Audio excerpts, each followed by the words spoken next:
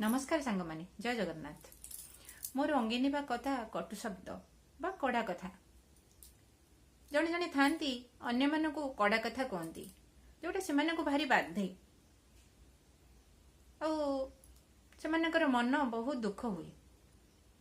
एमती गोटे कहानी मध्यम मैं आपन को बुझाइबा चेष्टा करुची।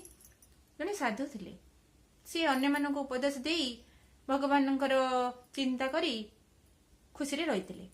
ए समय जड़े लोक तांको अपमान कले फेरी जाइकिरी से लोकटी निजर भूल बुझी पारे एवं साधु को आसी क्षमा मांगले। साधु जनक किछि पक्षी मानकर पर तांको देले एवं कहले एगुड़िक सहर मझी रास्ता थोई देकी आस।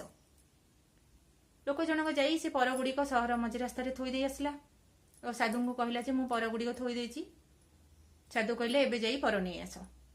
लोकटी जाई जेतबे पर गोटेबा को देखिला पवन रे ता उड़ी जाइछि चारिआडे हे जाइछि। आसी साधु को कहला जे मु से पर गुड़िक जो गोटे आनिबा को जाइतली से पर गुड़िक कुआडे कुआडे उड़ी जाइछि तार टिक ठिकाना नहीं। साधु कहले तू जो मते कटु कथा कहलु ताहा चारिआडे प्रचार हे जाइछि ता आ फेरी आसीबो नहीं। तेणु निज बाणी की सब बेले साइज करिवो सुधार करिवो जहा फल रे अन्य मानकु कष्ट देबो नहीं। रहिली सांग माने नमस्कार।